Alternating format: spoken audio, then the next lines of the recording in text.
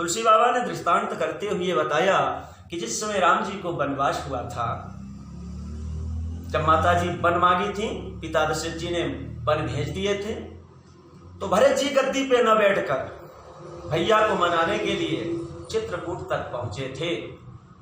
जब चित्रकूट में पहुंचे थे, उस समय गुरु जी ने जब भरत जी बिलख बिलख कर माताओं को, अपने केकई मैया को, अपने नानी तक को कहने लगे कि क्यों जन्म हुआ और मुझे तू कैसे जन्म देती, बड़े भैया मेरे वनवास और मैं छोटा भैया कैसे राज गद्दी पे बैठूं, मेरे भैया राम ही गद्दी पे बैठ सकते हैं क्योंकि बड़े भैया ही भगवान है। इस प्रकार भरत जी महाराज चित्रकूट तक जब पहुंचे तो बिलखन देखे गुरु जी, समझाने लगे भरत जी, अरे दशरथ जी महाराज क्या सोच नहीं रहे थे, दशरथ जी महाराज आप क्या मान रहे, सोच नहीं राजा थे, नहीं, अरे सुनो भरत जी क्या समझाते हैं गुरु जी, हे सुना हूं भरत हो भाभी प्रबल, हे सुना हूं भरत हो भाभी प्रबल, हो बिना के कहे मुनिना, हे सुना हूं भरत हो भाभी प्रबल, ओ बिलखी कहे मुनिना, हे हानि लाभ जीवन मरनु, जस यप जस विधिहा। हे भरत जी, हानि होना, लाभ होना, जीवन जीना, मरण होना, जस मिलना और अपजस, ये ब्रह्मा की लेखनी है भरत जी। किसी को कलंक देने की, किसी को या कलंक और काटिका कहने की क्या आवश्यकता है, ये तो ब्रह्मा के लेखनी में है। हानि लाभ जीवन मरनु, जस अपजस विधिहा। हानि होना, लाभ होना, जीना, मरना, जस मिलना, अबजस, ये छह ब्रह्मा की लेखनी में, ये तो है विधिया, ब्रह्मा ने लिखा है। कब हानि होगा, कब लाभ होगा, कब जस मिलेगा, कब अबजस मिलेगा, कब तक जीवन है, कब मर जाना होगा, ये तो लिख के भेजे हैं प्रभु। अब सोचनी क्या समझाते हैं गुरु जी कि हे भरत जी, सोचय विप्र, सोचय विप्र जो वेद विहीना, सोचय विप्र जो वेद विहीना, तज निज धर्म विषय लय लीना। विप्र कुल, ब्राह्मण कुल, इस धरती पर तो जन्म सबका एक सा होता है, पर ब्राह्मण के घर जन्म लेने वाले बच्चे का 5 वर्ष, 8 वर्ष, 12 वर्ष, 16 वर्ष में दूसरा जन्म, ये जनेऊ चिन्ह धारण कराया जाता है। उसी दिन से इस पृथ्वी का भू सुर, भू माने पृथ्वी माँ और सुर माने इस पृथ्वी का देवता ब्राह्मण, जो जनेऊ दूसरा जन्म का चिन्ह धारण करता है, तो वो ब्राह्मण जेठा भाई तब सोचनीय हो सकता है जब वो वेद रास्ते को छोड़कर अनेक पंथों पर भटक जाए। तो वहां कहां सुख है, कहां शांति है, कहां चैन है। सुख शांति तो वहां है जो अपने वेद राह को जाने, वेद रास्ते पे चले, वेद रास्ते को माने। हमारे ब्राह्मण इस पृथ्वी पर देवता है। ब्राह्मणों के हाथ में ही वेदों को ब्रह्मा जी ने दिया है। ब्राह्मण ही वेद पढ़ने वाले, ब्राह्मण ही वेद पढ़ाने वाले, ब्राह्मण ही यज्ञ करते हैं, ब्राह्मण यज्ञ कराते हैं, ब्राह्मण दान लेते हैं और ब्राह्मण दान देते भी हैं। कहाँ देते हैं? अपने सन्यासी गुरु को, सबको देने के लिए स्थान बना हुआ है। अपने बच्ची, अपने रिश्तेदारों को, अपने भांजाओं को, जहाँ जहाँ रिश्ता बना हुआ है हमारे वेद पुराणों के रीत के अनुसार, तो ब्राह्मण भी दान देते हैं। वो ब्राह्मण सोचने होते हैं जो अपने वेद से विमुख है, यहाँ तो सोच नहीं रहेंगे नाना दुखी रहता है, लेकिन अंत में भी नरक गति वहां भी कोई नहीं तार पाता है। इसलिए अपने वेद धर्म को जानने वाला ब्राह्मण हमारा इस पृथ्वी पर देवता है, वो कभी भी चारों युगों में दुखी नहीं रहे। आज कैसे दुखी रहेंगे? भगवान अवश्य कहते हैं जग में अद्भुत प्रसंग है, मम द्विज मेरा अंग है। कहते हैं इस जगत में मेरा अंग मम द्विज, जिसका 2 बार जन्म माँ के गर्भ से पहला, दूसरा ये द्विज चिन्ह से होता है। आगे कड़ी में भगवान क्या कह रहे हैं कि सोचय नृपति माने राजा, सोचय नृपति जो नीत न जाना, जहि न प्रजा प्रिय प्राण समाना। वह राजा मन क्षत्रिय भगवान राम कह रहे हैं वो सोचनी हूं जिसको ये नीत पता न हो कि प्रजा ही मेरी प्राण है। मेरे राज्य में प्रजा पर ऐसी छाया रहे कि कोई प्रजा दुख की आंसू न बहाए। जब निकले तो प्रेम की गंगा बाहर निकले, जैसे केवट के नैन से निकला प्रभु के चरणों को धोने के लिए, जैसे कृष्ण भगवान के आंख से निकला सुदामा जी गरीब ब्राह्मण के चरणों को धोने के लिए। पर दुख की आंसू राजा क्षत्रिय के सामने नहीं निकलनी चाहिए। अगर राजा ऐसा धर्म की रक्षा करते हैं, उस राजा की स्वयं राम है, स्वयं भगवान है। अब तीसरी कड़ी में भगवान कहते हैं कि सोचय पयसु कृपण धनवानो, जो नयति ते शिव भगति सुजानो। वह वैश्य कुल में हमारे भाई आकर, जो कुबेर जैसा धन पाकर आज अपने अतिथि अपने महादेव भोलेनाथ शिव भक्तों की सेवा में धन को, यहाँ अगर प्रथम गति धन की गतियां 3 है बंधुओं। प्रथम गति धन की है दान, जो कर दे परम कल्याण। दूसरी गति है भोग का मतलब खाएं और खिलाएं। नहीं, तीसरी गति धन की नीच गति है नाश। तो अपनी गति उत्तम है, दान करें। धन वही है जो गंगा के तरह, भागीरथी जी एक पांव से खड़े होकर कितनी तपस्या किए, हमारे पूर्वजों का उद्धार हो, गंगा मैया आ जाए।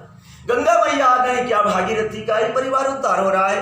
अरे भागीरथी के साथ साथ आज चारों युगों में युग को आना जाना है, पर गंगा मैया बह रही है। हम सब का उद्धार हो रहा है। कोई भी भाई जा रहे हैं भागीरथी जी का नाम लेके, जय हो भागीरथी, बोली गंगा मैया की जय।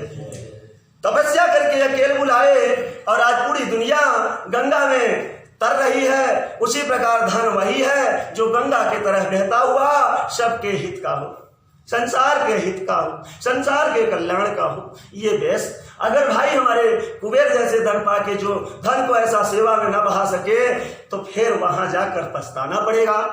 और छोटे भाई को भी समझा रहे हैं हमारे गुरुदेव जी कि सोचय शूद्र जो विप्र अपमानी, सोचय शूद्र जो विप्र अपमानी, मुखर मानी प्रिय ज्ञानी गुमानी।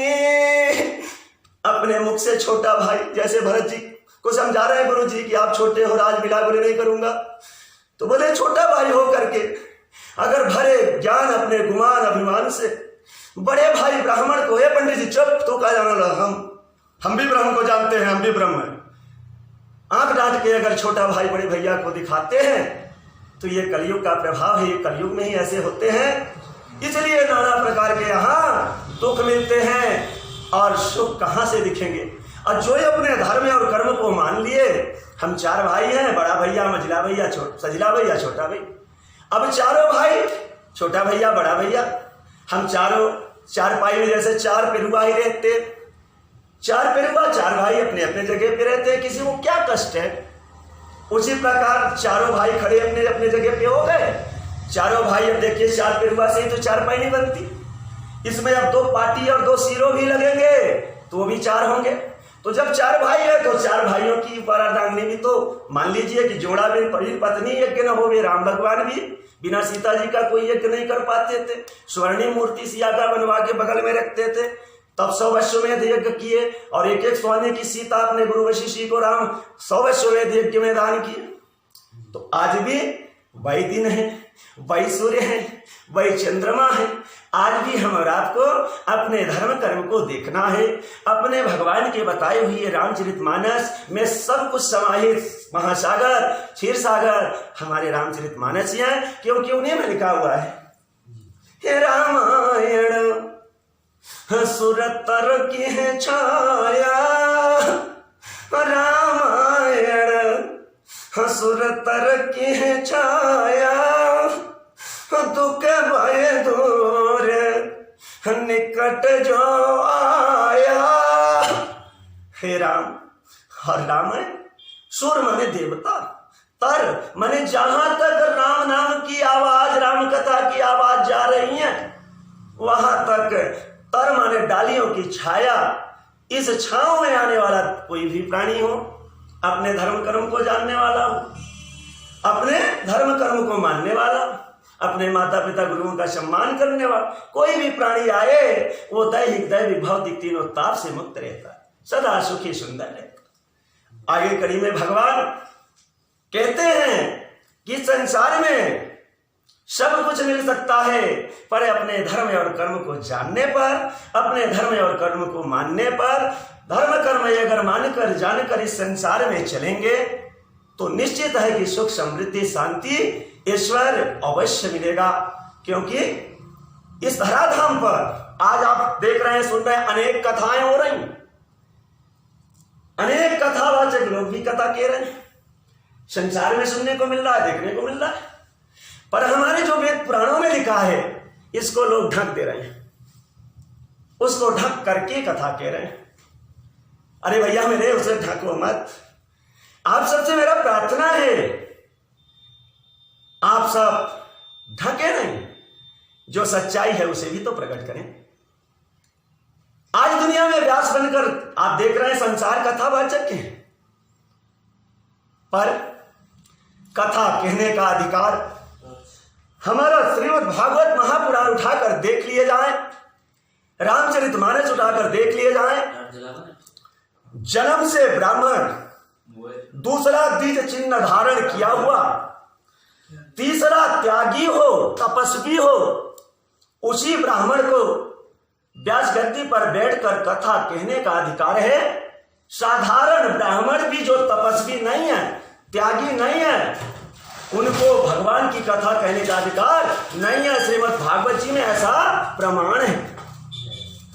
आज इस धराधाम पर संसार कथा कह रहा है, लेकिन मेरे भाई सबसे पहले श्रीमद् भागवत जी की कथा इस धराधाम पे किसने कहा? इस कलयुग में राजा परीक्षित जी तो द्वापर के राजा थे, जिन्होंने कलयुग को शरण देते ही अपना मरण अपने हाथ से बना लिए। शरण दिए कलयुग को, मरण होने लगा। कलयुग को शरण राजा परीक्षित ने कहां दिया था? पहला स्थान कलयुग को दिए थे मदिरालय में, जहां मदिरा बन रहा है, बिक रहा है।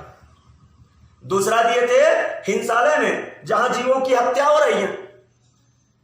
तीसरा दिए थे जुआ सट्टा में, और चौथा स्थान वेश्यावृत्ति में। अभी भी कलयुग चरण पकड़ के परीक्षित जी महाराज का बेटा था, बोला महाराज बहुत बड़ा परिवार, कोई और स्थान मिल जाए तो बोले मांग लो। बोले 4 आपने दिया, हंस के मैंने स्वीकार किया, 5वां भी आपके श्रीमुख से ही मिल जाए। उन्होंने हंस के कहा सोने में बैठ जा। परीक्षित जी के सर पे मुकुट सोने का था। कलयुग पांव से सर पे सोने में सवार हो मुकुट गिरा दिया। मुकुट गिरना मृत्यु का सूचना। राजा मुकुट गिर गया। हाँ राजा, अब तो कलयुग सवार हो गया है द्वापर के। जंगल में रात रुक गए, पूरी रात भूख प्यास से तड़प रहे हैं। सुबेरा हुआ, सभी किसी के कुटी में पहुंच जाते हैं। नदी बह रही है, बगल में आम के वृक्ष लगे हुए हैं, उनके बालक खेल रहे हैं। वही छाये में पहुंच गए। बोले ढोंगी साधु, कलयुग सवार है, देखिए द्वापर के राजा है। ढोंगी साधु, ढोंग पहला बेटा है। अरे भोजन, भूख से तड़प रहा हूं, प्यास से तड़प रहा हूं, ढोंग पहलाया है। अरे भैया संत तो कब सा होता है, प्रसंग में बता चुका हूं, नीरस विसत है। उनको ऐसे घूमकर परीक्षित जी बाहर निकले तो कलयुग मरा हुआ सर्प बन के द्वारे पे जाकर पड़ा है। परीक्षित जी ऐसे उठाए लकड़ी से एक बाण से अपने ले आकर के समीक ऋषि के गले में, संत के गले में डाल दिए। देखिए द्वापर के राजा कलयुग सवार होते ही बयान में ही संत के गले में मरा सर्प डाल दिया, और डाल के जैसे वहां से उठिस चले तो उन्हीं का बालक जो खेल रहा था छांव में, उसको देखकर उन्होंने कहा, ढोंगी साधु के गले में डाला, डस देगा तो ढोंग सिद्ध हो जाएगा। बालक सुना, दौड़ लगा के आया और नदी में हाथ में जल लिया। बोला, अगर ये राजा भेषधारी मेरे पिताजी को अगर गले में मरा सांप डाल के अगर ढोंगी कहते हुए ढोंग सिद्ध करने के लिए डस दे तो मैं जरूर ये जल लेकर श्राप देता हूं। पंचगंगा साक्षी आप हो कि ये राजा भेषधारी को वही मरा हुआ सांप 7वें दिन जीवित होकर तक्षक कालिया बनकर डस दे।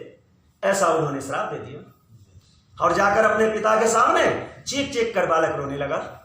रोते रोते रोते रोते बालक को जब पिताश्री संत ऋषि जी महाराज का ध्यान पूरा हुआ, बोले, पुत्र क्या हो गया? बोले, पिताश्री एक राजा भेषधारी आकर ये आपके गले में मरा सांप डाल दिए और इस प्रकार कहते जा रहे, मैंने श्राप दे दिया। बोले, पुत्र बहुत गलत किए, बहुत गलत किए। तुरंत दौड़ो दौड़ो दौड़ो दौड़ो राजा को बताओ कि 7वें दिन मृत्यु हो जाएगी, वो घर अपने राजमहल में न जाए, वो सीधे दौड़ लगाए हरिद्वार पहुंच जाए, जहां सप्त ऋषि हैं, जहां सप्त गंगा है, वहां पहुंच जाए। वहां वो दौड़ लगाकर बालक बताते हैं संदेश, राजा पाते हैं और सीधे हरिद्वार का ही रास्ता देखते हैं। उसी समय में हमारे व्यास जी के पुत्र श्री सुखदेव जी महाराज जो 12 वर्ष मां के पेट में रहे, सुगा बन के गए थे, मां ऐसे मुंह खोली थी, प्रवेश किए थे, 12 वर्ष तक पेट में रहे। 12 वर्ष के बाद यही कहते थे, आवाज देते थे कि नारायण हमारे सर पे हाथ रख के जब तक नहीं कहेंगे कि माया से मुक्त रहेगा, बाहर आ जाओ, तो माया मोह काम क्रोध में मैं नहीं फंसूंगा, मुझे भगवान मुक्त कर दे तभी मैं बाहर आऊंगा। 12 वर्ष के बाद वो बाहर आए थे। 12 वर्ष के बाद बाहर आकर के सुखदेव जी महाराज और वो जैसे जन्म लिए तो उनकी उम्र 12 वर्ष थी। पिताजी थोड़े दिन बाद यज्ञोपवीत जनेऊ पहना दिए। जब उनको जनेऊ धारण कराए, दूसरा जन्म हो गया। बस 4 वर्ष ही बीता था जिस समय परीक्षित जी को श्राप मिला। वो 4 वर्ष धरती पे आए, उनका हुआ था, पर उम्र उनकी 16 साल की। कितने बड़े थे वो? 16 वर्ष के थे, लेकिन आए धरती पे 4 वर्ष ही हो रहा था। तो 16 वर्ष के डील डाउन के उन्होंने देखा तुरंत कि हमारे राजा धर्मिष्ठ परीक्षित जी को ये श्राप मिल गया। वो घर से दौड़ लगा दिए, लगाए दौड़ दौड़ जब जा रहे हैं, पिताजी भी व्यास जी महाराज पुत्र पुत्र शोक करते, वो भी दौड़ रहे। जंगलों में प्रवेश करते हैं, जंगल प्रवेश करते हैं जब, तो लताओं वृक्षों से पूछते हैं, व्यास जी मेरा पुत्र सुखदेव इसमें गया क्या? तन पे उनके केवल ये जनेऊ चिन्ह था, बाकी आगे पीछे नगोटी भी नहीं थी। वो निरंधरान थे। स्वभाव उनका 4 साल का ही था और उम्र दिखती थी 16 साल का। जो निरंधरान जा रहे हैं, चिन्ह दूसरा जनेऊ का लिए है, अपनी ये जनेऊ दूसरा चिन्ह। जब जंगल ढके तो व्यास जी महाराज के पुत्र सुखदेव जी अपना रास्ता हरिद्वार देख रहे हैं, मेरे राजा को उद्धार करना। तो ढेर बहुत ज्यादा 100 के संख्या में माताएं बहनें, तालाब था, अपने कपड़े रख के ऐसे हिटों पे स्नान कर रही थी। सुखदेव जी निकल गए अपने रास्ते को देखते। व्यास जी जाकर वही ईंटे पे रुक गए, कपड़ा देखकर दाएं और बाएं देखने लगे। माताएं बहनें शर्मिंदित होने लगी। पूछते हैं व्यास जी कि क्या बात है, अभी मेरा बेटा इसी में जवान गया, निरंधरान देखकर आप लोगों ने कुछ नहीं और मैं खड़ा हो गया, वृद्ध आदमी मेरे को देख के शर्मा रही है, क्या बात है? बोले, व्यास जी महाराज आपके पुत्र तो आसमान के समान है, अभी तो आप लगता है धरती के समान है, इतना अंतर है आपके पुत्र में और आप में। बोले, ऐसे कैसे हो सकता है, मैं पिता हूं, वो पुत्र है मेरा। बोले, ऐसा ही दिखा क्योंकि वो अपने रास्ते मंजिल को देखे, मेरे को मंजिल पाना है, और आप रुक करके हम लोगों को देख रहे हैं, हम लोग का मर्यादा अब जाने वाला दिख रहा है, शर्मिंदित होना पड़ रहा है। इसलिए महाराज क्या कहूं, आगे बढ़ते हैं। सुखदेव जी, व्यास जी का वही पुत्र शोक मिट जाता है, वो अपने कुटी को लौट आते हैं। सुखदेव जी आगे बढ़ते हैं। जब आगे बढ़ते हैं तो गांव के लोग ढेर सारे, पागल जा रहा है, पागल जा रहा है, निरंधरान कोई वस्त्र नहीं है तन पे, बस चिन्ह जनेऊ का है दूसरे जन्म का, कि ब्राह्मण का पुत्र है, ये ब्राह्मण, ये देवता हो चुका है, दूसरा जन्म पा चुका है। जब हरिद्वार पहुंचे तो परीक्षित जी वहां पहुंच चुके थे। जैसे सुखदेव जी पहुंचे, निरंतरान कोई वस्त्र नहीं है उनके तन पे, ऐसे त्यागी पुरुष है, केवल जनेऊ चिन्ह दूसरा जन्म अपना दिख रहा है। 7 सप्तऋषि तुरंत खड़े हो गए और सम्मान से बोले, धन्य है आज ये सप्तऋषि और सप्तगंगा भी धन्य हो गई आपके आ जाने से। हे महान आत्मा, आपकी जय हो, आप सबसे ऊंचे आसन पर विराजमान हो, और परीक्षित जी के उद्धार के लिए आए हैं, उद्धार करें। सुखदेव जी कहते हैं, हे सप्तऋषियों, आप लोगों ने ठीक कहा, पर सबसे ऊंचे आसन हमारे श्रीमद् भागवत जी के लिए हैं। उनके शरण में सुखदेव बैठेंगे वक्ता के रूप में, और हमारे परीक्षित जी श्रोता के रूप में। हमारे पिता व्यास जी 27 दिन की भागवत कथा कहते थे। इसी कथा को हम सारे स्कंदों का निकाल के 7 दिन परीक्षित जी को श्राप मिला, 7 दिन साप्ताहिक ही बनाऊंगा और परीक्षित जी को अवश्य परम धाम वैकुंठ ही पहुंचाऊंगा। इसके लिए सप्तऋषि और गंगा आप साक्षी हैं। सबसे ऊपर स्थान श्रीमद् भागवत जी को, सुखदेव जी चरणों में बैठे भागवत जी के, और राजा परीक्षित श्रोता हुए, सप्तऋषि और गंगा साक्षी हुए। भादों का महीना था, भाद्रपद महीना, भादो जो बरसात का भरपूर कहते हैं, भरा महीना होता है, अंधेरी रात होती है, कृष्ण का निहारन जन्म हुआ, भादो का कहते हैं। कथा शुरू करते हैं, तीसरे दिन ही देवता अमृत का कलश ले आते हैं। कहते हैं व्यास जी, आप परीक्षित जी को अमर करना चाहते हैं, ये अमृत पिला दीजिए, बदले में हम लोगों को ये भागवत पुराण दे दीजिए। सुखदेव जी कहते हैं, देवताओं, पहले ये बताएं कि हम अपनी अगर भागवत महापुराण यहां लेके न बैठे होते तो आप लोग क्या परीक्षित जी को अमृत पिलाने आते? पहले ये बताएं। बोले नहीं। तो बोले कि आप लोग हमारे भागवत पुराण को क्या मान के आप लोग अमृत दिखा रहे हैं? अरे ये अमृत आपका, हमारे महामणि के सामने क्या है? ये तो कांच के टुकड़ा है, आप सीधे वापस लेके जाएं। हम जहां ये अपनी श्रीमद् भागवत महापुराण महामणि लेके बैठेंगे, करोड़ों आत्माओं को कान के इन दोनों के द्वारा पिला पिलाकर अमृत को भेजते रहेंगे। अगर आज परीक्षित को हम अमृत पिला दें, आप पुराण बदले में ले जाएं, तो आने वाले लोग क्या हमारे श्रीमद् भागवत जी के दर्शन पाएंगे? नहीं पाएंगे तो उद्धार कैसे होगा? इसलिए देवताओं, मणि के बदले में कांच का टुकड़ा नहीं लिया जा सकता है, वापस ले जाइए। 7 दिन की कथा सुनाए, 7वें दिन ही जैसे ही कथा पूर्ण हुई, आरती हुई, परीक्षित जी को फूल चढ़ाने के लिए कहे, उसी फूल से वही सर्प निकला काल, उनको छुआ, वहीं पे विमान आ गया, 5 पीतांबरधारी पार्षद आ गए। परीक्षित जी महाराज वैकुंठ चलिए, धर्मपुरी चलिए, जहां सोने की धरती, सोने की मकान, जहां हाथी दांत के पलंग में सोने से जड़ा हुआ तकिया विराजमान है, जहां रावण में सीढ़ी लगवाने को तैयार नहीं लगवा सके, विभीषण पहुंच गए। ज्यादा कुछ नहीं कहूंगा। इसी बाड़ी पर अपने देशवासियों को शुभ संदेश के साथ बाड़ी विराम करते हुए बोलिए श्री सीताराम की जय।